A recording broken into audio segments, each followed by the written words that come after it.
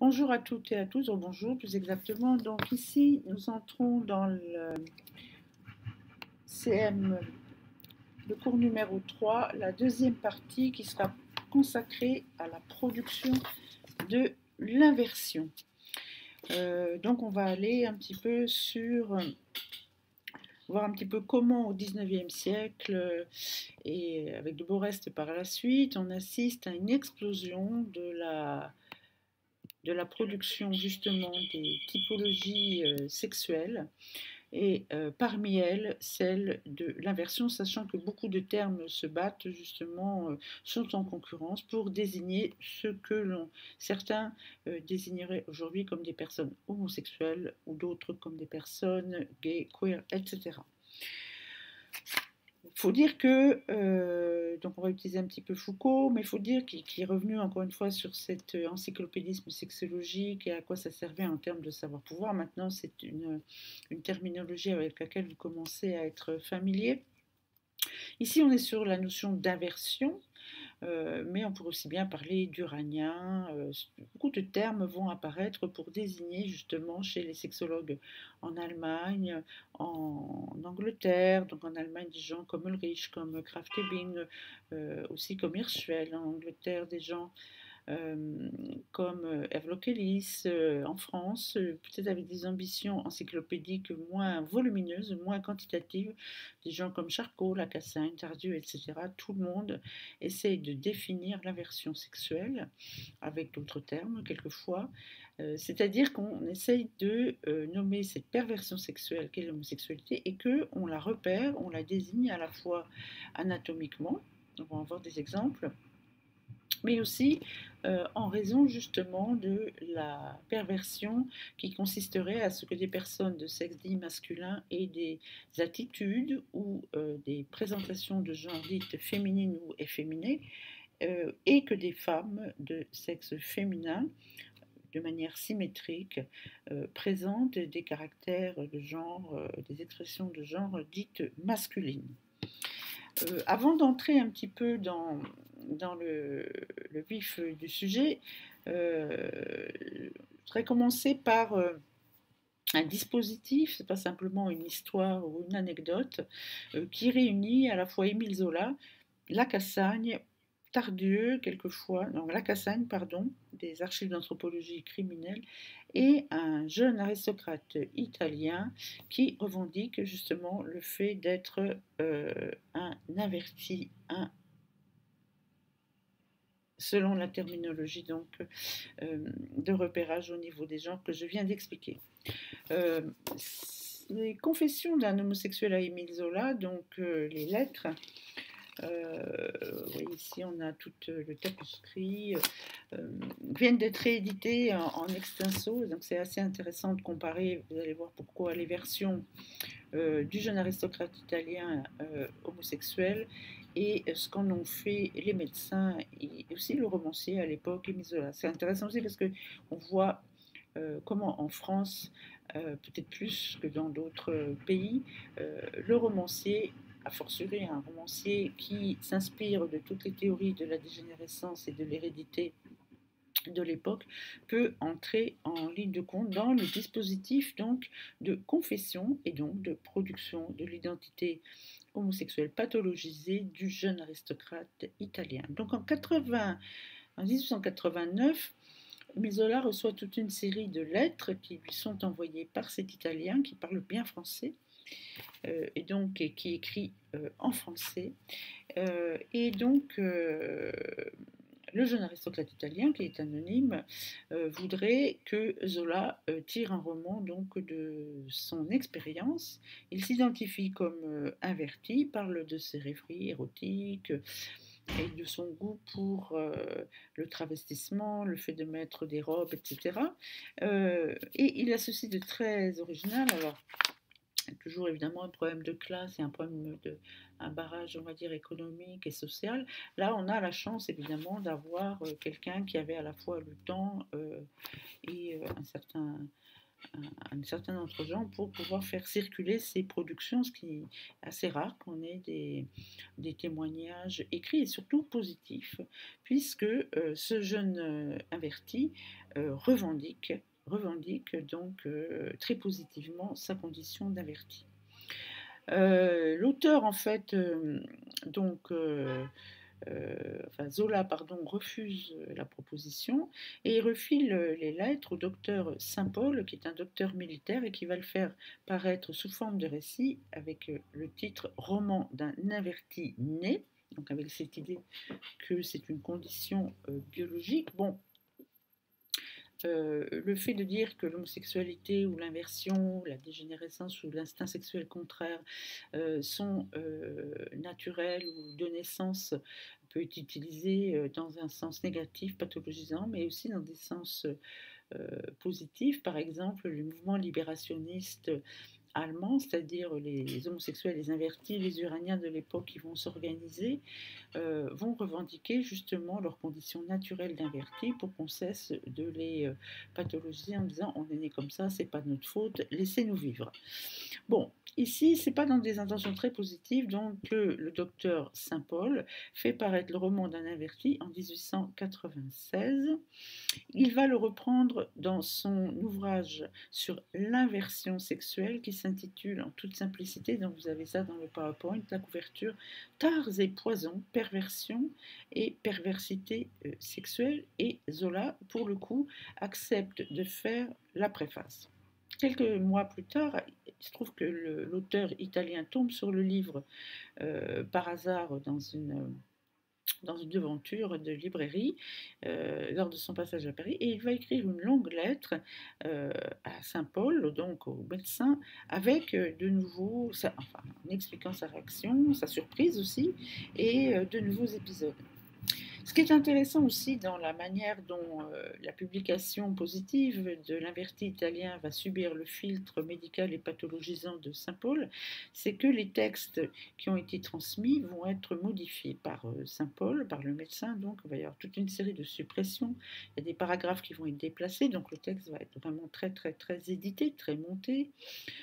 Tous les passages qui traitent de sexe, de pratiques sexuelles, sont traduits en latin médical, c'est-à-dire on va passer en latin tout ce qui pourrait être trop explicite. C'est quelque chose qu'on retrouve aussi chez Kraft Ebing et chez pas mal de sexologues qui pensent aussi, c'est une vieille récurrence des pratiques de censure catholique, notamment dans cette question de savoir si pendant la confession il faut dire les choses ou pas, parce que si on les dit, notamment au niveau de la sexualité, de la luxure, du péché de chair, ça peut donner des idées aux gens, donc c'est le pouvoir performatif, si vous voulez, de la nomination et des pratiques sexuelles. Si je le dis, les gens vont le faire. Donc, il y a un editing, encore une fois, très très intense du texte.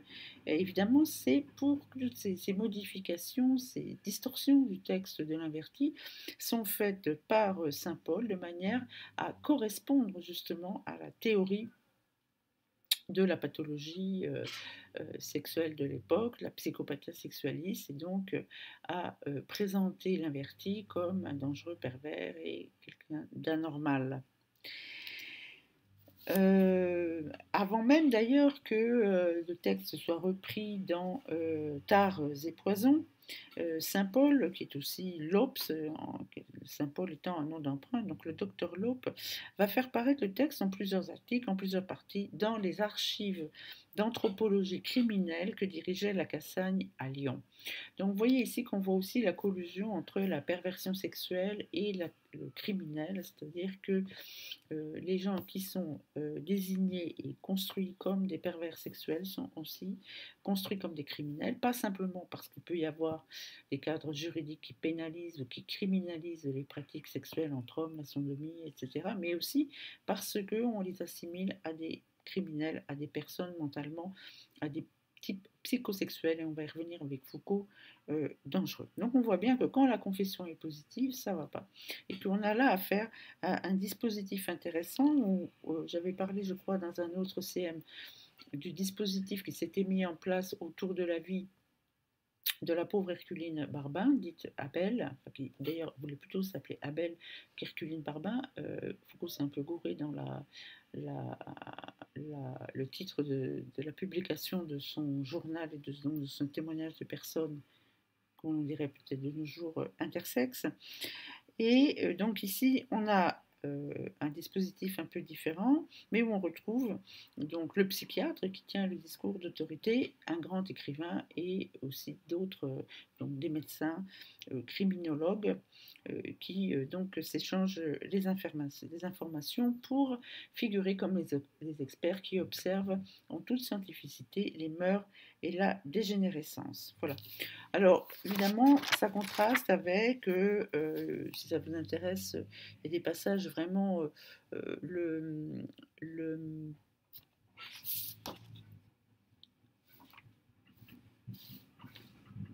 oui, ça continue d'enregistrer, pardon.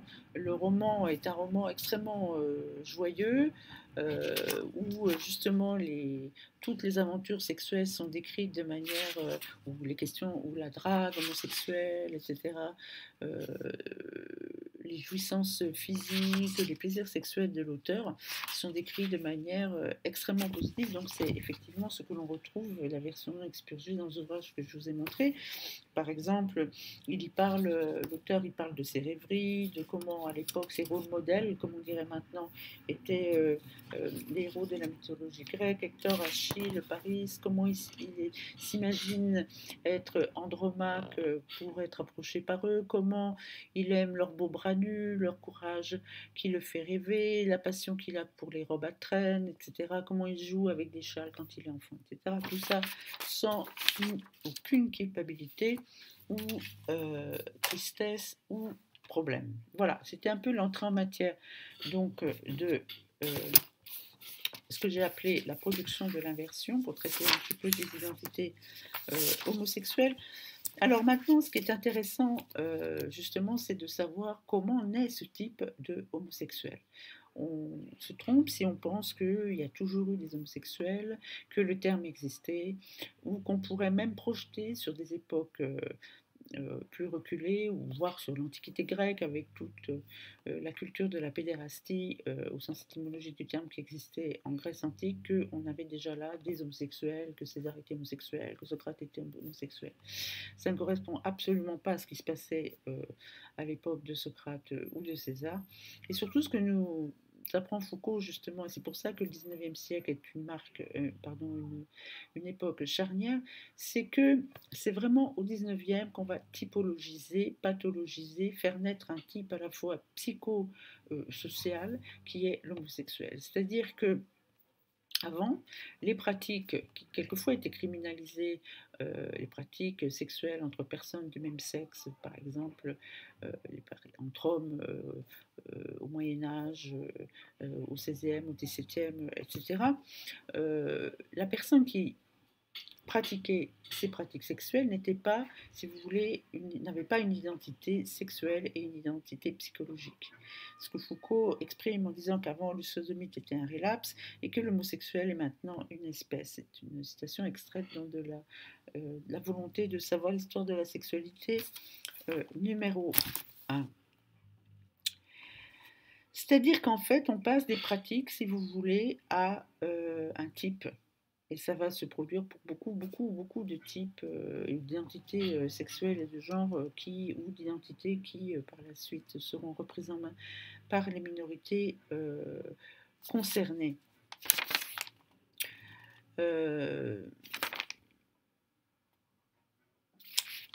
Par exemple, ici, voilà, un bon résumé de ce que je viens de dire dans le texte de Foucault. Hein. Voilà, la chasse nouvelle aux sexualités périphériques va entraîner une incorporation des perversions. Donc, pour qu'il y ait des perversions, il faut bien les typologiser et avoir justement toutes les classifications et tous les volumes, par exemple, de la psychopathie sexualiste en je ne sais combien de volumes de Krafft-Ebing. Et voilà qui va entraîner une spécification nouvelle des individus. La sodomie, donc qui était codée juridiquement auparavant, celle des anciens droits civils ou canoniques, était un type d'actes, des actes, pas des identités, pas une subjectivité, interdit. Leur auteur n'en était que le sujet juridique. L'homosexuel du XIXe siècle est devenu un personnage, il a un passé, une histoire, une enfance, un caractère, une forme de vie, une morphologie aussi, avec une anatomie indiscrète et peut-être une physiologie mystérieuse. Rien de ce qu'il est au total n'échappe à sa sexualité. Partout en lui, elle est présente, sous-jacente à toutes ses conduites, parce qu'elle en est le principe insidieux et indéfiniment actif, inscrite sans pudeur sur son visage et sur son corps, parce qu'elle est un secret qui se trahit toujours. Vous voyez cette idée, hein, à la fois que pour produire des types sexuels, voire des perversions sexuelles, il faut bien avoir toute une science de la visibilité, décrypter les signes, interpréter, analyser. Elle lui est, son homosexualité, consubstantielle, moins comme un péché d'habitude que comme une nature singulière. Il ne faut pas oublier que la catégorie psychologique, psychiatrique, médicale de l'homosexualité s'est constituée le jour où on l'a caractérisée. Et c'est le fameux article de Westphal en 1870 sur une autre manière de parler de l'inversion. Je cite les sensations sexuelles contraires peuvent valoir comme date de naissance, moins par un type de relation sexuelle que par une certaine qualité de la sensibilité sexuelle, une manière d'intervenir en soi-même, le masculin et le féminin. Alors, Foucault n'insiste pas beaucoup sur les genres, il faut dire que c'est une dimension qui lui a complètement échappé, c'est d'ailleurs un point faible de la volonté de savoir l'histoire de la sexualité. L'homosexualité est apparue comme une figure, une des figures de la sexualité, lorsqu'elle a été rabattue de la pratique de la sodomie sur une sorte d'androgynie intérieure, un hermaphrodisme de l'âme. On retrouvera d'ailleurs cette rhétorique de être prisonnier, le corps qui est prisonnier, par exemple, une femme qui est prisonnière dans un corps d'homme, un homme qui est prisonnier dans un corps de femme, etc. Toute une rhétorique d'inversion qu'on retrouvera aussi dans la production du type, voire de la pathologie transsexuelle pour les médecins. Donc, l'homosexualité est apparue comme une des figures de la sexualité lorsqu'elle a été rabattue de la pratique de la sodomie sur une sorte d'androgynie intérieure, un hermaphrodisme de l'âme.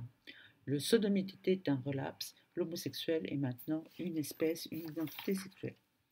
Donc, vous voyez comment fonctionne la scientia sexualis moderne, c'est cet encyclopédisme, cette typologie permanente.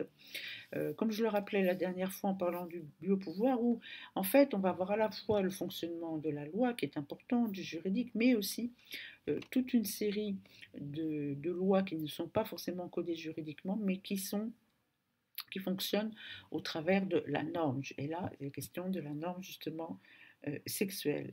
L'institution judiciaire, comme je le disais la dernière fois, s'intègre de plus en plus à un continuum d'appareils médicaux. Elle se greffe, si vous voulez, elle se branche sur l'appareil médical, administratif, dont les fonctions sont régulatrices. Et on le voit très bien aussi dans le dispositif Zola, Lacassagne, l'OPS, pardon, et puis avec son nom d'emprunt, comment il s'appelait déjà le médecin j'ai oublié, Saint-Paul. Ça ne pas, voilà. Donc voilà un petit peu comment à la fois les foyers de savoir-pouvoir vont générer des identités, mais il faut aussi qu'ils soient alimentés. C'est très intéressant parce que là, on voit par exemple que l'attitude de Zola, mais l'attitude de Charcot aussi, de Magnan Charcot, est celui qui va théoriser et produire clairement la figure et le corps de la femme hystérique. C'est quelque chose d'ailleurs qu'on retrouve dans la culture française contemporaine. Ils sont très réticents à écouter ou même à s'alimenter des récits et des confessions que leur envoient tous les pervers qui sont en train de produire et d'identifier. Et des gens éduqués et qui ont accès à tous ces volumes, comme la psychopathie sexualiste, ou des articles, ou quand même à une époque où il y a des journaux, etc.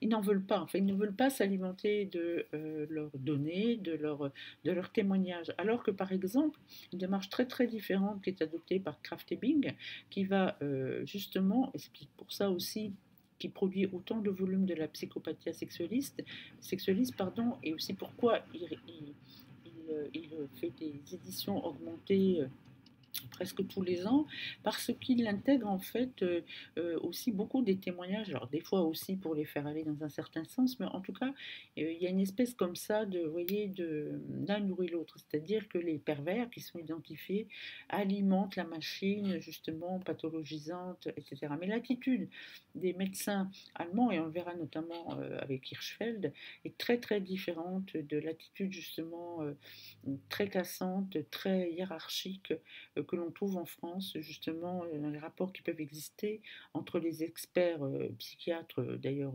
autoproclamés souvent, et les personnes concernées ou les personnes qui sont en train de typologiser, voire de stigmatiser. Donc, comment on produit l'homosexuel? Quelle est la construction médicale, justement, et pathologisante de l'homosexualité au 19e?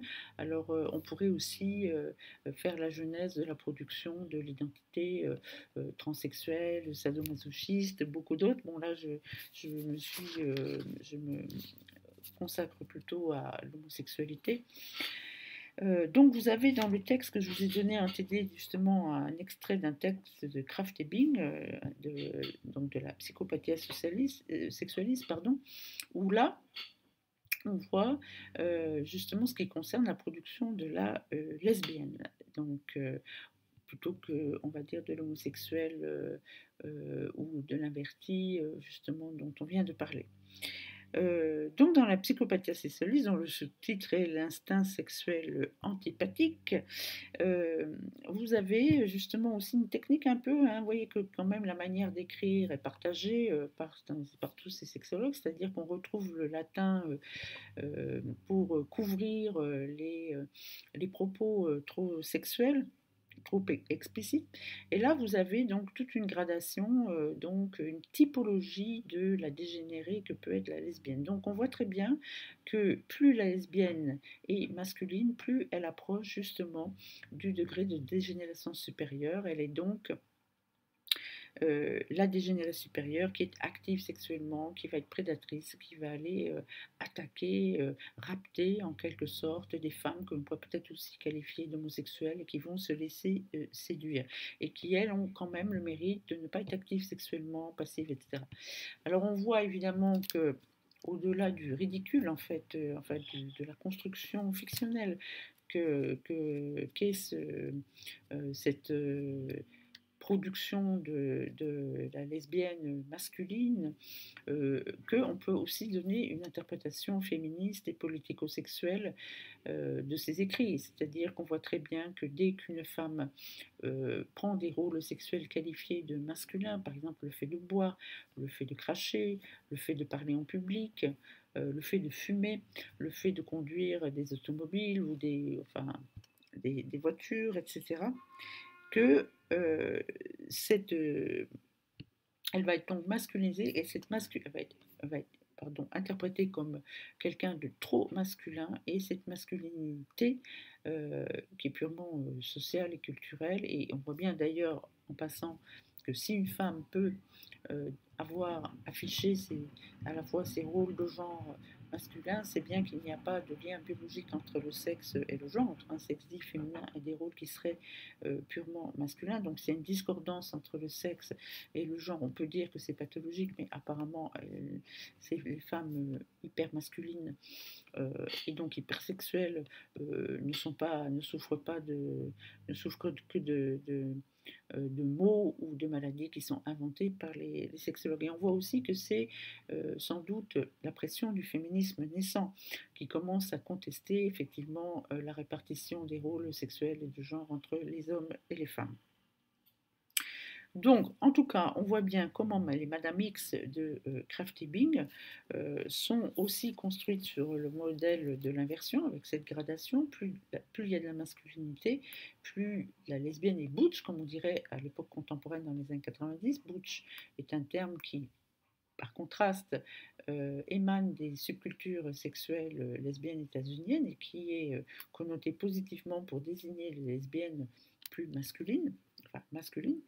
Donc on voit bien ici comment hein, on peut avoir cette justement création aussi d'un type à la fois psychique, pervers et que donc il va falloir traiter et soigner. Donc là, ce sont la terminologie pardon, de Kraft-Ebing, mais on retrouvait des éléments à peu près semblables, enfin similaires et tout aussi pathologisants chez un auteur comme le docteur Moll, qui est un psychiatre français qui parle, lui, de caractère psychique contrairement sexuel et donc d'inversion de genre. Alors, ce qui est intéressant aussi, c'est que de manière à faire vivre, il y a plusieurs sources pour faire vivre ces perversions et les faire exister, les implanter à la fois dans la tête et dans les corps des gens. Il y a la source évidemment des personnes concernées, il y a le discours médical, il y a la manière dont ça va être codé juridiquement, mais évidemment c'est très intéressant aussi de pouvoir le repérer anatomiquement, de voir comment on peut discipliner les corps par rapport justement à une lecture qu'on va faire de l'anatomie, et une lecture de l'anatomie qui va être rendu scientifique et qui va être diffusé par l'intermédiaire des planches anatomiques, des photographies, des mesures qui sont effectuées sur les pervers sexuels et les personnes racisées, etc. Et vous avez d'ailleurs une science tout à fait sérieuse qui s'appelle la pathognomie, euh, qui peut s'appliquer à la pédérastie. Dans la pathognomie, comme son nom l'indique, hein, pathos, ce qui est négatif, ce qui est pathologique. Et l'agnomie, c'est l'étude donc des signes, des passions, l'étude, par exemple, quand on retrouve ça, y compris enfin, on retrouve cette notion de, de gnomie dans les grands romans, enfin les grandes sommes romanesques du 19e siècle. Par exemple, Balzac, au début, vous prenez le Père Goriot, beaucoup de ses romans, au début, vous avez un portrait. Un petit peu la question de l'identité. Vous avez un portrait matrice du Père Goriot, du personnage principal, qui est décrit physiquement, et de la description physique, très physique, de son visage, de son corps, de son attitude, on peut déduire justement la psyché, le caractère psychologique, etc., comme si le portrait, au début du roman, était une véritable matrice qui permet de comprendre la suite donc de ce qu'on va lire dans le roman. Donc la pathognomie est l'étude des signes, des passions et des maladies. Donc c'est quelque chose qui est très présent chez Morel, un autre sexologue de l'époque, qui a écrit le traité de dégénérescence physique, intellectuelle et morale de l'espèce humaine et des causes qui produisent ces variétés maladives en 1857. On retrouve également aussi beaucoup d'analyse qui relève de la pathognomie de la pédérastie chez Tardieu dans son étude médico-légale. On voit toujours encore une fois l'alliance du juridique et du policier et du médical. Donc Tardieu avec son étude médico-légale sur les attentats aux mœurs qui date de 1857 et où on peut lire que la pédérastie est l'école à laquelle se forment les plus habiles et les plus audacieux criminels. Donc là, on voit bien que non seulement il y a une identité sexuelle pathologisée, mais qu'en plus, elle est criminalisée et que donc elle est mise en relation avec une typologie de criminels qu'on est en train d'essayer d'affiner.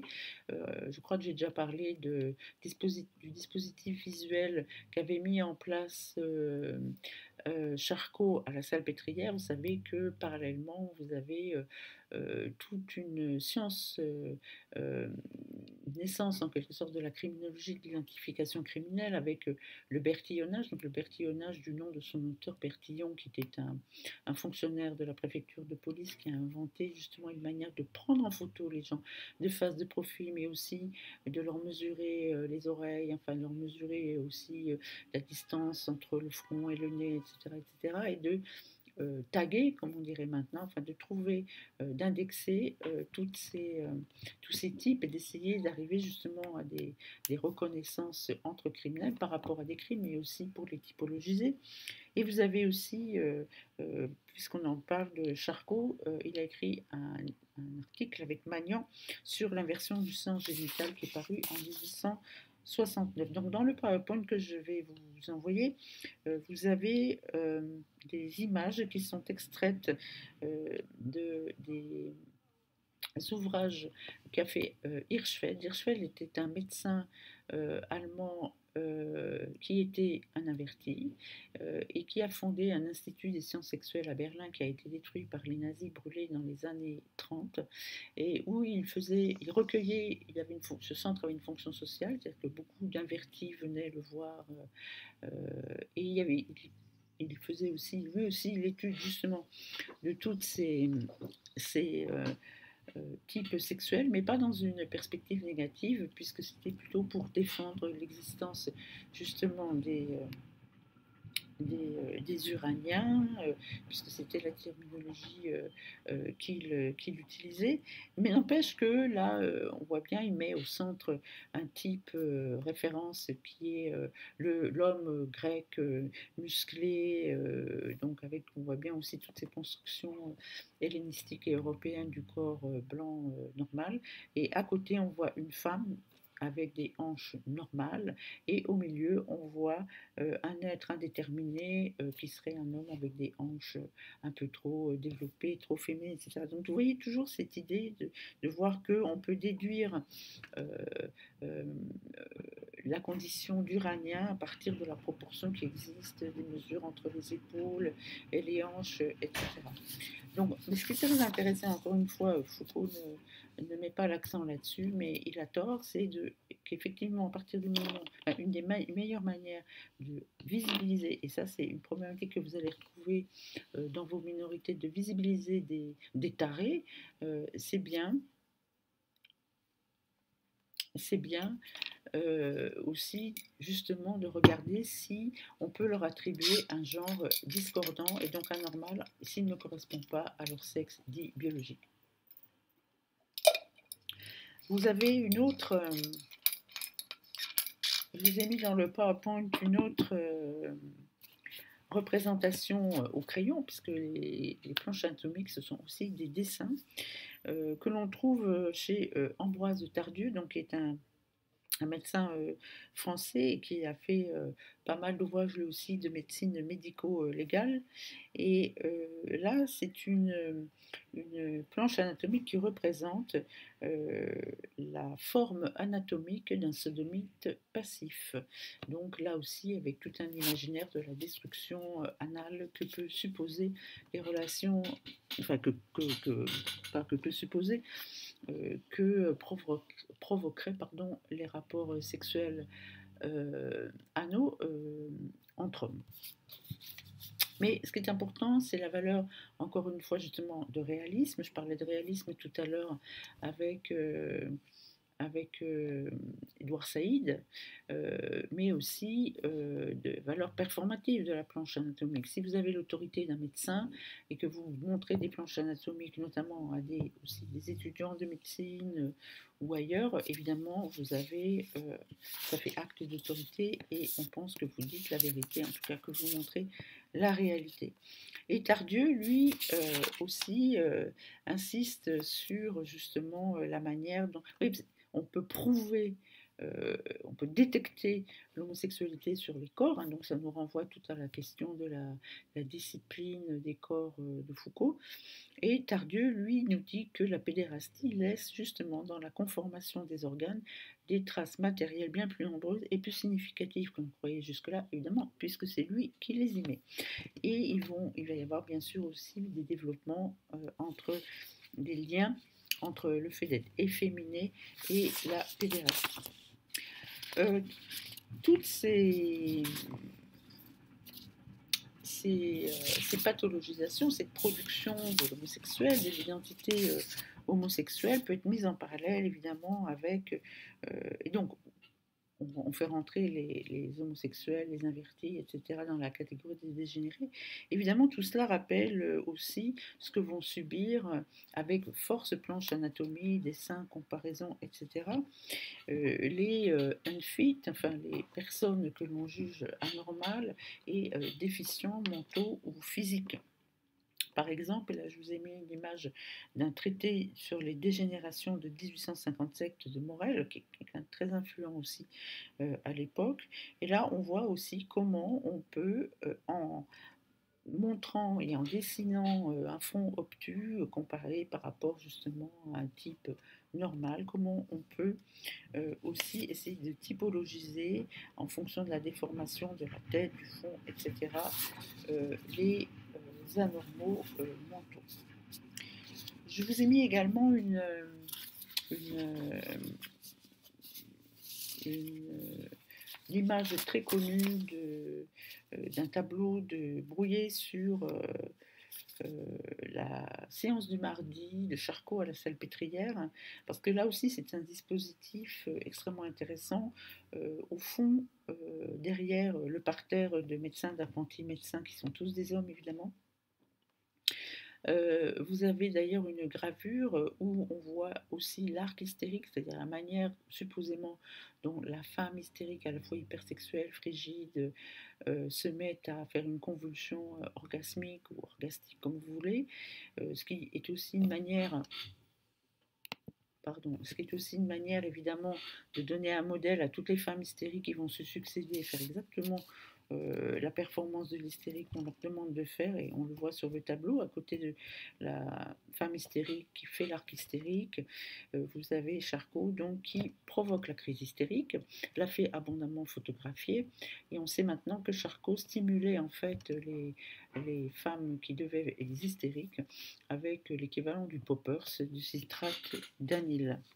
Voilà, tout ça pour insister encore une fois sur des dispositifs de production de la vérité du sexe de la femme hystérique, de la vérité, alors tout à l'heure c'était pas visuel mais c'était livresque et textuel, avec le roman d'Anna Vertinet qu'a refusé Zola mais qui l'a préfacé dans le mauvais sens. Vous voyez donc comment il y a à la fois des sources de savoir, mais tous ces savoirs, pour exister, il faut qu'ils s'alimentent, il faut qu'ils se répètent, il faut qu'on leur accorde de la crédibilité, de l'autorité, bref. Donc c'est une espèce comme ça de flux permanent, de preuves, de production des types et d'effets de vérification et de vérité et de mise en scène, notamment visuelle.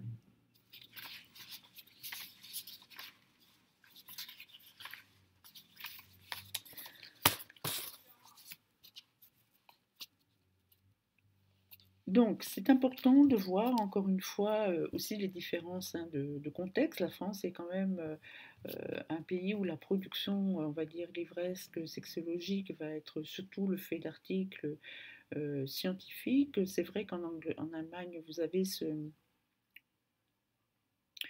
euh, cet institut des sciences sexuelles d'Hirschfeld où l'ambiance est quand même tout à fait différente avant qu'il y ait la répression nazie.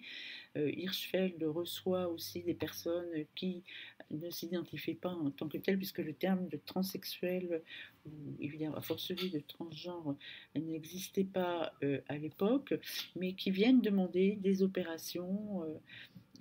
Et d'ailleurs, Hirschfeld sera un des premiers médecins à pratiquer, alors avec les idées de l'époque, des transplantations de glandes, etc. etc. Lily Elbeux est sans doute la première personne qui va être opérée et dans une trajectoire que l'on qualifierait maintenant de transgenre ou de transsexuel.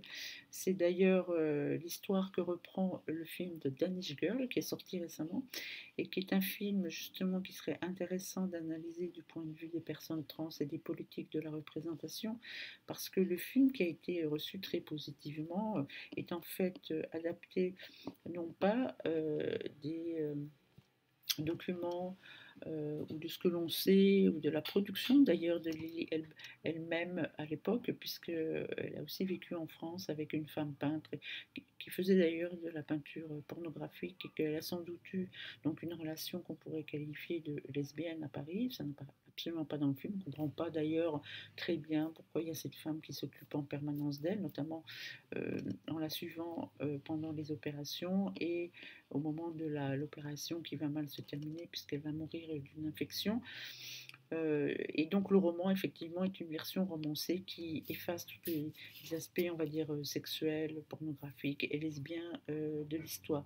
Mais donc c'est intéressant de voir que la France, et on le voit encore hein, dans toute la manière dont la France, la culture française, la culture sexuelle française ou les politiques sexuelles françaises fonctionnent assez différemment des politiques sexuelles allemandes ou anglaises. Par exemple, Havelock Ellis est un sexologue.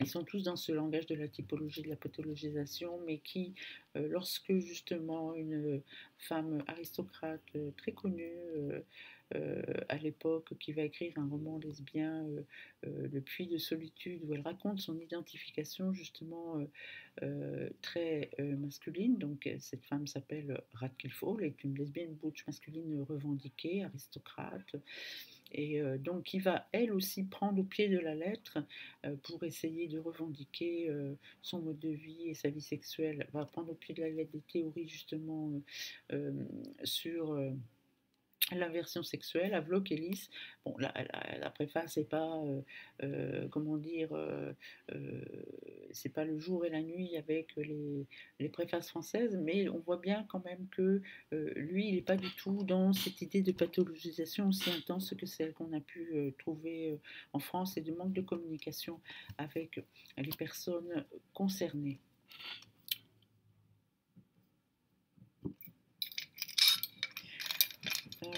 On va terminer sur la question, le rapport entre nation, nationalisme et identité sexuelle déviante. J'en ai un petit peu parlé tout à l'heure en évoquant justement la manière dont les choses se sont inversées par rapport à les, les cultures, la manière que l'on avait avant de concevoir justement l'homosexualité comme un vice particulièrement répandu dans les pays orientaux, arabes, etc. Et comment maintenant ça s'est inversé. Donc j'en parlais tout à l'heure en évoquant Saïd et l'orientalisme. Jusque par exemple au moment de la première guerre du Golfe, donc du Golfe, c'est 92, je crois, enfin les années 90, et vous avez beaucoup de caricatures de Saddam Hussein, justement, qui le traite de sodomite. En insinuant que les Irakiens sont des sodomites, des pervers sexuels. Il y a des caricatures où on voit la tête de Saddam Hussein qui sort de l'anus d'un chameau.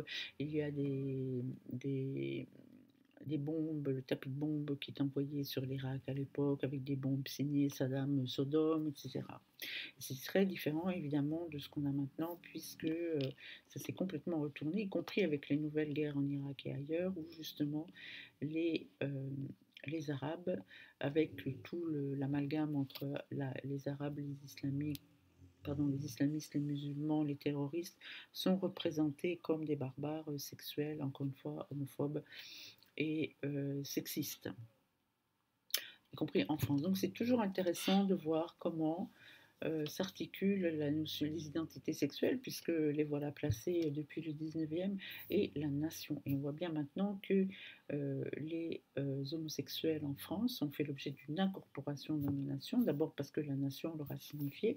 On se souvient par exemple lors de l'assassinat du policier, j'oublie le nom, aux Champs-Élysées, avec l'idée que c'était un attentat terroriste, qui n'était d'ailleurs pas le cas, mais comment à l'époque Hollande avait décidé de, de funérailles nationales, et de décorer post-mortem le policier en question. On voit bien que là, on n'est plus du tout avant les années 80 où l'homosexualité en France était encore criminalisée, et elle a été décriminalisée avec l'arrivée de la gauche au pouvoir, en tout cas de Mitterrand en 80. Donc, c'est toujours intéressant de voir qui est dans la nation, qui ne l'est pas. Et par ailleurs, c'est vrai qu'il faut ajouter, même si en France le discours est beaucoup moins fort, mais qu'il y a un discours très fort aux États-Unis d'intégration dans la nation, surtout après le 11 septembre, donc des homosexuels et des personnes trans aussi qui revendiquent de faire partie de la nation, d'être inclus dans la nation en tant que patriotes et personnes qui sont susceptibles de donner leur sang et leur vie à la nation. Voilà.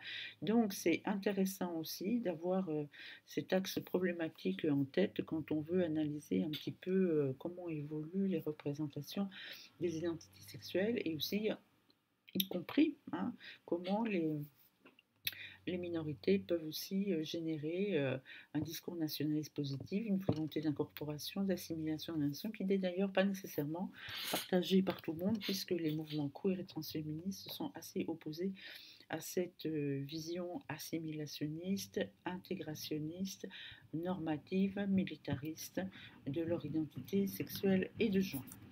Alors ici dans le PowerPoint, vous avez justement un petit peu la même histoire, mais euh, au XIXe siècle, vous avez à l'époque, l'empereur a été accusé d'être, vous savez, ça correspond aussi à toute la période des années folles en Allemagne. Et vous avez toute cette idée pardon, selon laquelle évidemment le vice homosexuel ou les vices sexuels, c'est pas chez les Français, c'est pas la France, c'est ailleurs. Donc souvent d'ailleurs tous les pays ont un nom pour le vice anglais, le vice allemand, etc. Et donc là, c'est toute une série de caricatures qui paraissaient dans la presse française. Là, je vous ai mis une caricature de Fantasio, donc qui date de 1907 et où on représente justement de manière très genrée, c'est-à-dire avec un militaire qui serait masculin et un autre qui est beaucoup plus efféminé, pour désigner justement caricaturer l'inversion en Allemagne à l'époque, une autre caricature dans un restaurant dit exclusif à Berlin, sous-entendu un restaurant où ne vont que les invertis et où Diogène arrive et on lui dit mais qu'est-ce que tu veux Diogène? Il dit je cherche des gens normaux et l'autre lui répond, le maître d'hôtel, mais ça n'a pas de sens parce que ici, for what you might call gentlemen of detention are all perverse, c'est-à-dire que toutes les personnes qui sont dans la salle, et on le voit assis les uns sur les autres, sur les genoux des uns des autres, sont tous pervers. Et là, donc, aussi une caricature de 1907. Vous voyez tout ça pour dire que à ce moment-là, l'idée, surtout à l'époque de grandes tensions entre nations allemandes et françaises, avant la Première Guerre, vous avez aussi toute cette codification de la sexualité au niveau de la nation, qui est dedans, qui est dehors, qui est normal, qui est anormal. Et enfin, je vous ai mis, alors là c'est un saut un petit peu dans le temps, un un extrait d'un manuel de peut-être les ancêtres des profilers. C'est un manuel donc pour la police dans les années 50 aux États-Unis. Et pour comprendre à la fois la collusion entre la perversion sexuelle et les crimes, les voleurs, les violeurs, etc. À l'intérieur de ce manuel, vous avez une série de classifications qui date du 19e siècle, le Michéa, donc lui parle de amour grec ou amour pour l'autre sexe, de bestialité, d'attraction aux objets inanimés ou aux cadavres. La Cassagne, on parlait tout à l'heure, donc lui, sa typologie de la quantité pathologique et de la qualité pathologique avec dans la première catégorie le tempérament érotique, l'onanisme, le fait de se masturber, le satyriasis, le fait de se comporter comme un satyre et la nymphomanie. A aussi des stades contraires de diminution, la frigidité et l'impuissance. Et dans la catégorie pathologie qualitative, vous avez l'inversion du sens génital, donc l'homosexualité, la nécrophilie, la bestialité, l'amour pour les objets inanimés ou ce qu'il appelle les nihilistes de la de la chair. Donc vous voyez, c'est très intéressant parce qu'on met sur le même plan les pathologies sexuelles et les criminels, et quelquefois justement le fait que souvent on va chercher des causes sexuelles aux criminels, ce qui est d'ailleurs évidemment la base de toute la science dite du profiling de Quantico à nos jours. Et vous avez aussi référence à Magnan, donc un Français, 1885, et lui qui plus dans euh, une description par euh, les, les catégories de spinels, donc c'est-à-dire de tout ce qui est dans ce qu'il espère mesurer dans l'esprit. Donc, première catégorie avec des idiots et des masturbateurs. Une autre catégorie, ce sont les nymphomaniaques. Donc, il donne des noms très compliqués et très scientifiques à tout ça. Les pédophiles, les fétichistes et les invertis. Donc, maintenant, quand on veut comprendre aussi l'assimilation qu'il y a entre pédophilie et pédérastie au sens grec n'a rien à voir évidemment avec la pédophilie et l'homosexualité, on voit très bien aussi d'où ça vient, hein, si on tire les fils généalogiques comme on le fait dans ce cours. Et puis les érotomanes, où on inclut aussi l'amour platonique. Donc vous voyez, c'est intéressant de voir comment dans un manuel des années 50 aux États-Unis, on va retrouver ces typologies qui sont nées au 19e siècle en Europe, qui vont évidemment traverser l'Atlantique. Et la dernière photo est celle d'un meurtrier homosexuel sadique. Donc vous voyez là comment on amalgame, enfin on fait une espèce comme ça d'assemblage de tous les traits de perversion, avec la légende suivante. Il y a deux photos, une de face, une de profil. L'étude du visage de la personne montre clairement sa nature contrasexuelle. Et voilà, c'est ici que je termine la section donc production de l'inversion. Merci beaucoup.